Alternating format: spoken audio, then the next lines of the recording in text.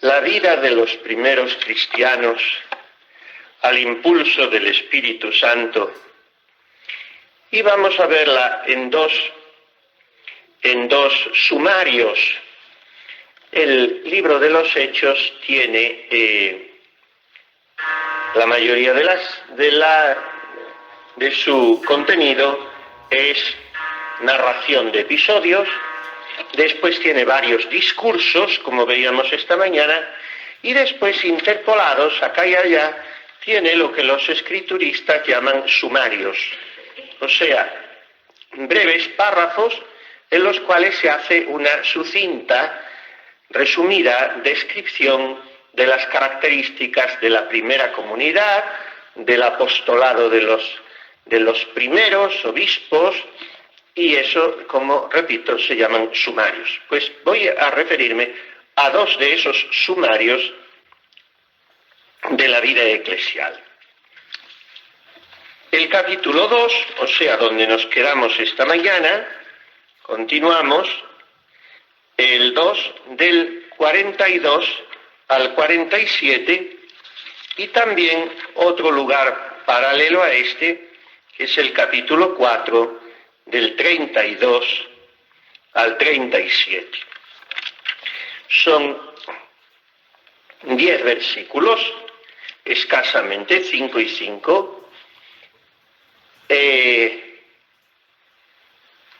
o 6 y 6, mejor dicho, que nos dan una idea de la vida eclesial primera como efecto de la presencia del Espíritu Santo, que con su venida ha manifestado un nuevo culto y un crecimiento en la unidad en el Espíritu. Y esto no podría haber sido obra de los hombres, es obra de lo alto, del Paráclito.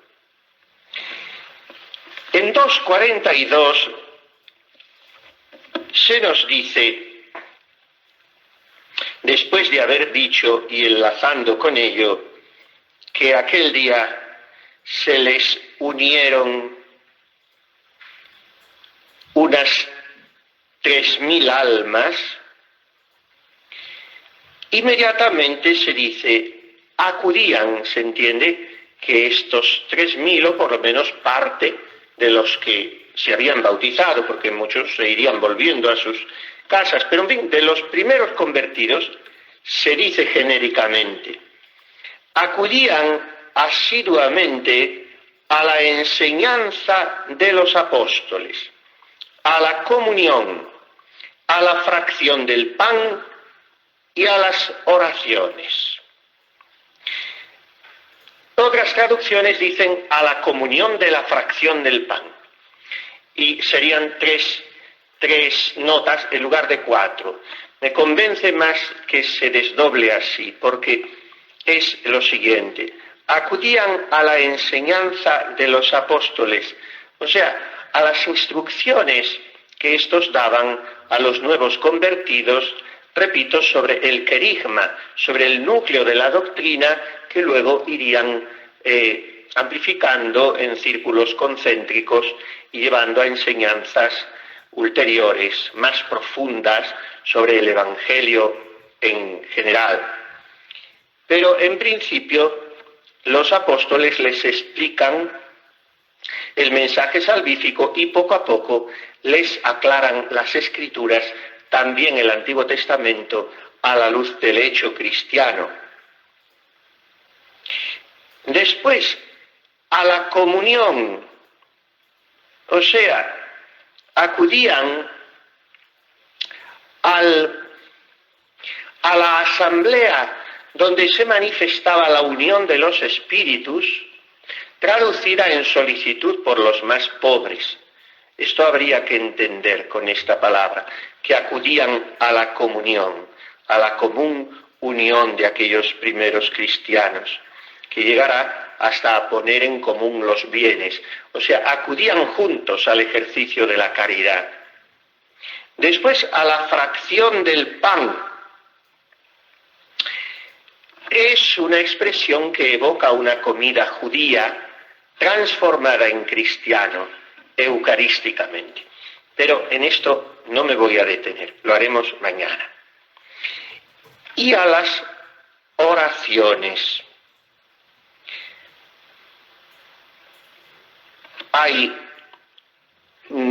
Primero los apóstoles iban al templo regularmente, como que seguían siendo buenos judíos. Pero hay muchos datos en los hechos que nos muestran a la primera comunidad orando en numerosas ocasiones y en diversos lugares.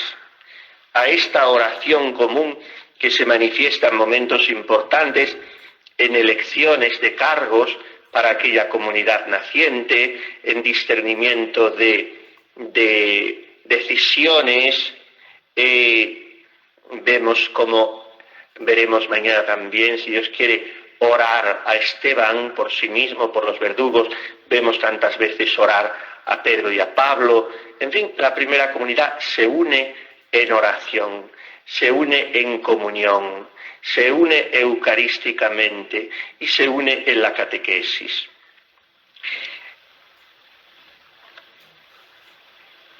El temor se apoderó de todos, pues los apóstoles realizaban muchos prodigios y señales.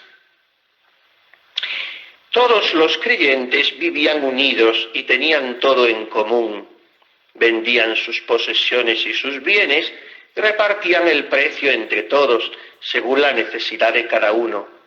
Acudían al templo todos los días con perseverancia y con un mismo espíritu, partían el pan por las casas y tomaban el alimento con alegría y sencillez de corazón.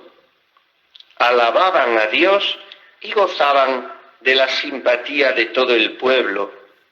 El Señor agregaba cada día a la comunidad a los que se habían de salvar. Este es el primer párrafo. Expliquemos un poquito. Perseveraban, es lo primero que vuelve a repetir, como en Hechos 1:14, que perseveraban unidos en oración con María y las otras mujeres, y perseveraban en común. Aquí también, en el versículo 42, se dice acudían asiduamente. Otros traducen perseveraban en la doctrina de los apóstoles. Sería más la traducción de la Vulgata. Perseveraban en la doctrina de los apóstoles. En el versículo 43 se dice, todos estaban sobrecogidos, porque los apóstoles obraban muchos prodigios y señales.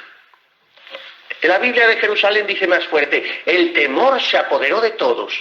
Es un temor reverencial, pues todos estaban sobrecogidos, porque los apóstoles obraban muchos prodigios y señales. Esto aparece 9 veces en los Hechos de los Apóstoles.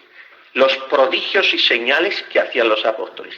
9 veces. Era el Espíritu Santo constantemente. Después lo repetirá San Pablo en la Epístola a los Romanos, la misma expresión griega. Y en la segunda a los Corintios, y en la segunda a los Tesalonicenses, y en los Hebreos. Aparece constantemente. Prodigios y señales que hacían que la gente se sobrecogiera de temor. En el sentido bíblico, en hebreo, chirá, timor domini, reverencia, sumisión ante el Espíritu Santo. Todos los creyentes estaban juntos, vivían unidos y tenían todo en común. Vendían posesiones y haciendas y las distribuían. El Espíritu Santo inspira a sus escogidos la perfección evangélica que Cristo predicó.